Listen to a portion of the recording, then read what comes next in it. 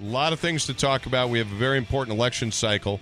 Joining us on the program, Anna Mancuso. She has a very distinguished resume, but I can't believe that how would you describe yourself? Conservative blogger, or what would you say?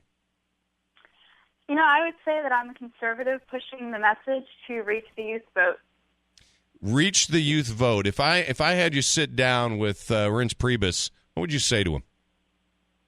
I'd say that we've got to do a better of reaching the young voters. I mean, we saw a decline in the youth vote in 2012, and as we go into 2014, it's important now more than ever to be able to reach young people where it matters, and that's in the social media space. Is that enough, though? I mean, you know, I understand that we live in a world that has an attention span of probably 4 seconds, Mariana, and my concern is that we are so far behind, conservatives, Republicans specifically, but conservatives in general, at messaging that to try and catch up is a really going to be a daunting task.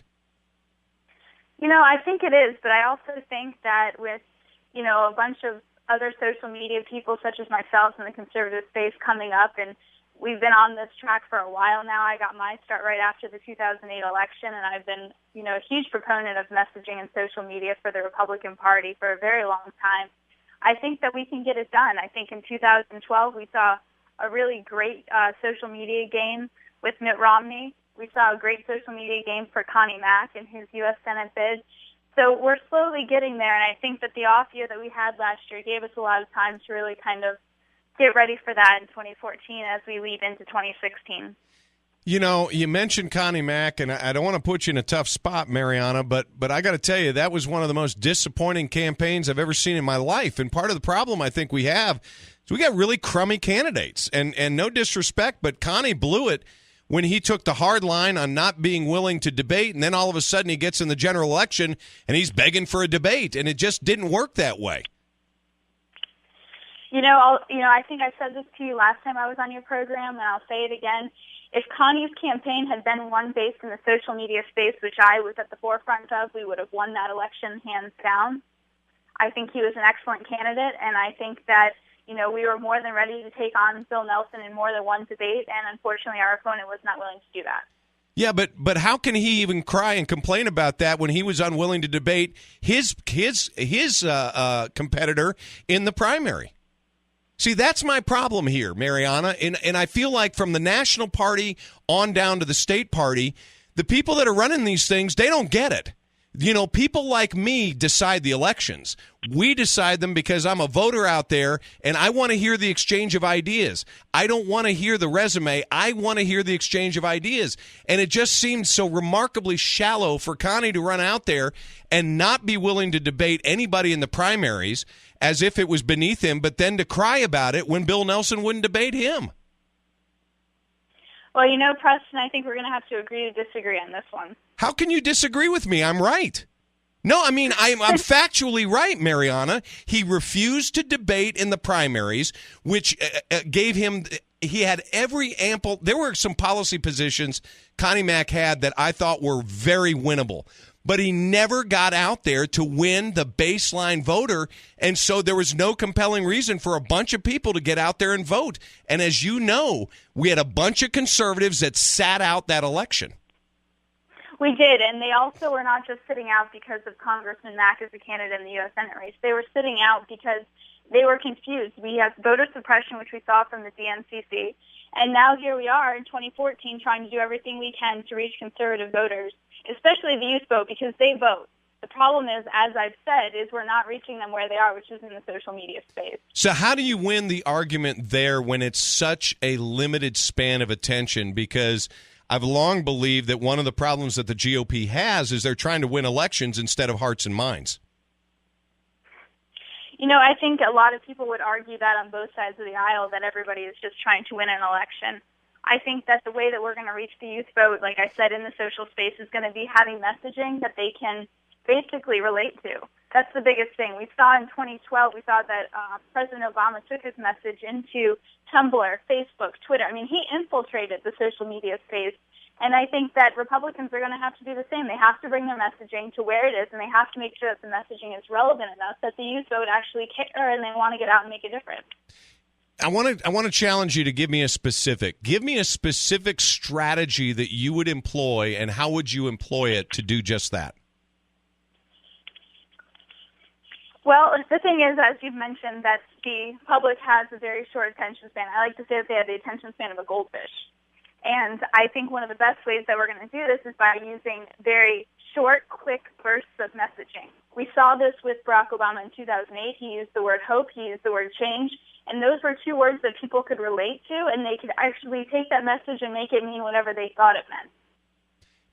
Now, the Republicans are going to have to do the same thing in 2014. We're going to have to make sure that our messaging is concise, and we're going to have to make sure that it's something that people can take and they can run with and make mean what they want it to mean. Anna Mancuso with me this morning on the morning show. She is considered by many to be an up-and-comer as far as conservatives in the state of Florida. She's been involved, as you heard, in Connie Mack's campaign. Prior to that, served as deputy communications director for the Republican Party of Florida. A lot of interesting experiences. Mariana, hang on for just a moment. 15 minutes away from 8 o'clock. Time to check the weather. To do that, we are joined by Terry Smith from the Weather Channel. Terry, good morning. Thanks, Preston. Not too many folks outside, I suspect, the next couple of days. It's awfully cold out there. It's sunny, but it's just not helping us. Only 50 today, and down below freezing for several hours tonight, 26. I'm Terry Smith from the Weather Channel on 100.7 FM WFLA.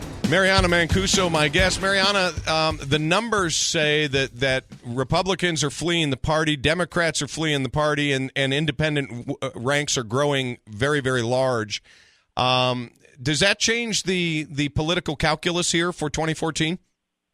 Absolutely. It gives us conservatives and Republicans an edge to be able to woo voters over to our side. How? Well, they're jumping parties. You know, one of the biggest things that I've heard, which, you know, I've heard this for years now, which is it was only solidified in this past election, that Republicans felt that they were being left. Not that they were leaving the party, but the party was leaving them. And I think that it's really important for us to get back to reaching voters. We need to reach out to the Hispanic vote.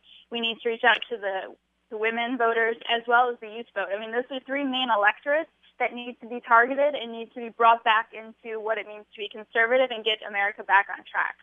I reference this frequently when I get into discussions like this, Mariana, and it is what happened in 2008 in a little piece done by, of all people, Howard Stern. He sends one of his producers out to Harlem with John McCain's positions on a wide array of issues and assigns them to Barack Obama. And voter after voter in those pieces loved the positions, the policies, etc., and never realized that they were the positions of the person that they were in fact not supporting, but the opponent. And I felt like the Republican Party needed to learn a lesson from that, and that is that the smartest thing that they could do without any candidate attached to it is identify for people what conservatism is, and that by doing so, they set up for a more robust debate on ideas. But they've got to first set that baseline definition. But here it is, 2014, and nothing's happened.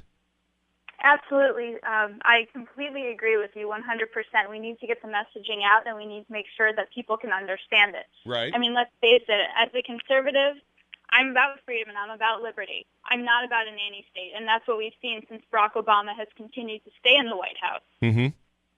So how do we get the people, though, that are in charge of the state of Florida Republican Party, the Lenny Currys of the world, the Reince Priebus's, to get outside the box?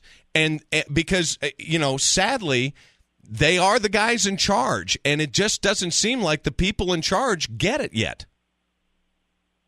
You know, I think that they are getting it. I mean, we saw that Governor Scott has now taken a huge chunk of the communications teams and brought them over to his campaign election, and we've seen that he's really taking his messaging seriously. And he's, as far as I'm concerned, what I've seen, he's been doing an excellent job. I mean, it is working. Well, you and I are going to disagree yet again, because I think it's been an abject failure. But, the proof will be in the pudding as we move along. Mariana, thanks for the time this morning. I appreciate it. Good to hear from you. Thanks for having me, Preston. All right, Anna Mancuso, our guest.